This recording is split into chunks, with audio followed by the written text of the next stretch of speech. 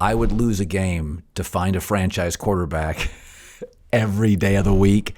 I thought it was one of the great days. Take away the Super Bowl year. I thought it was one of the great days for the Bears in a decade.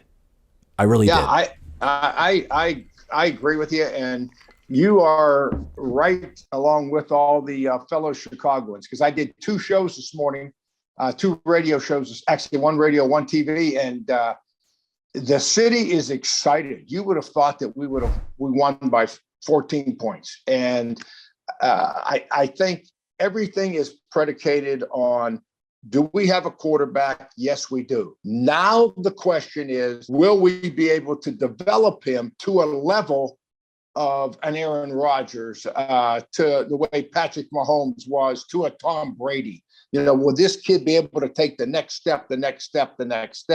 But the best thing about last night, and I've coached in Three River Stadium, and to go in there on a Monday night, I mean, they started drinking that Iron City beer at noon in Pittsburgh. I've been there. I've done that too. Okay. So, I mean, the terrible towels were out, and it is a deafening crowd from a noise standpoint. And this kid never flinched. That's what I took away from the game, from as big a positive as some of the throws he made. Now, he's completed 9 out of 10 passes when he's been on the move, and they moved him out. They ran some wildcat from time to time. They chipped on TJ Watt. So the game plan is starting, and I'm going to give him credit, starting to do a few things to give him an opportunity to be successful. How, what, I don't know. But and I think the defense responded. The defense didn't play great, but let's be real. The Steelers had 4.1 yards a play. You can't win unless you average 5.5 yards a play. I never thought so. They won the game, but I mean, that's run and pass combined for our listeners now. I mean, 4 yards a play. So the defense, I think when he plays good, everybody sees an opportunity to win, and they rallied around. Dave, one of the things I said, though, about the game plan, and a lot of people on Twitter were ripping Nagy, and I said, listen, with Trubisky, I felt the offense was always all smoke and mirrors. And what it did, it fooled people into believing Mitch could be a big-time franchise quarterback. There was some deception in the game plan, but I also felt Nagy, Dave, there were multiple times on 3rd down, he said, hey, kid, straight drop, make a throw. Because let's be honest, you know it and I know it. Lamar Jackson's growth has been the ability to make that throw. And with Trubisky, I felt they were babying him, even in year 2 and 3. I felt there were moments last night against Pittsburgh where they were like, we're doing a straight drop. This is 11 personnel. Go make the play.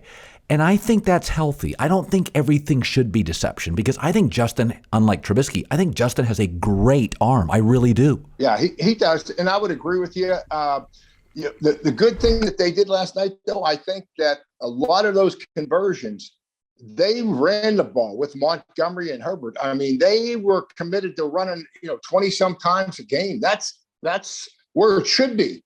And so I think they were trying to keep the 3rd downs manageable, and they seem to be that way. I mean, other than the penalties, most of them being on defense, he had a lot of 3rd down and 5s and 3rd down and 4s where in the back of his mind, there were run-pass options, and the defense knew that. And boy, that stresses the defense when they got to defend that.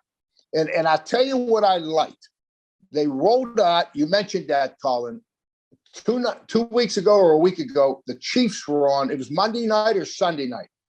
And that comment, it was Monday, because it was Brian Greasy made the comment on Monday Night Football. Andy Reid does not like the rollout pass, doesn't believe in it. And as we all know, Matt Nagy, I mean, he's Andy Reid. Okay, that's the only guy he really references from being at the Eagles in Kansas City and on and on and on.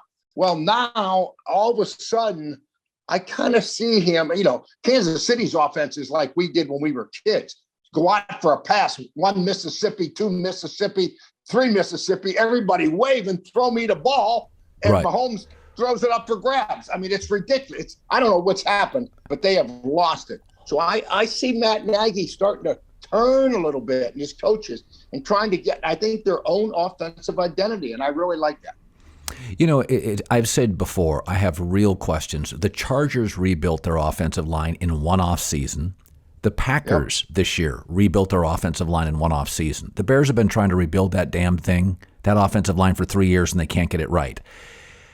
I have my misgivings about the front office. I said this before. How can the Rams be paying Stafford and Goff, and they can still have Jalen Ramsey, Aaron Donald, get Von Miller? And the Bears aren't paying either of their quarterbacks, and they had to get rid of Kyle Fuller, an elite corner. I don't know if Nagy's the right guy, but he got Trubisky to the playoff twice. I wonder about the front office. How do Chicago fans view the front office, Ryan Pace? You know what? So you're going to probably not want to hear this, be surprised, but they are actually, I think, happy at this point. I mean, they truly look at Roquan Smith, who's playing lights out, Yes. Who's a high draft pick. And they look at Johnson, the corner, who's going to be a player. And David Montgomery, the running back, he is the lifeline of that offense. It all goes, when he goes, all of a sudden, everything seems to happen better. Mooney's all of a sudden become their feature receiver. Allen Robinson's, I don't know what's happened, but it's all of a sudden it's Mooney. Kyle Kmet. I mean, I know Ryan Pace pretty well, and I tell you what, I think the guy, I think it was a Matt Nagy thing, did not like Trubisky. That's why it didn't work. I think there's a stronger positive sentiment right now, to be honest with you, Colin, in Chicago. I know there is, for what Ryan Pace has done as compared to what Matt Nagy does.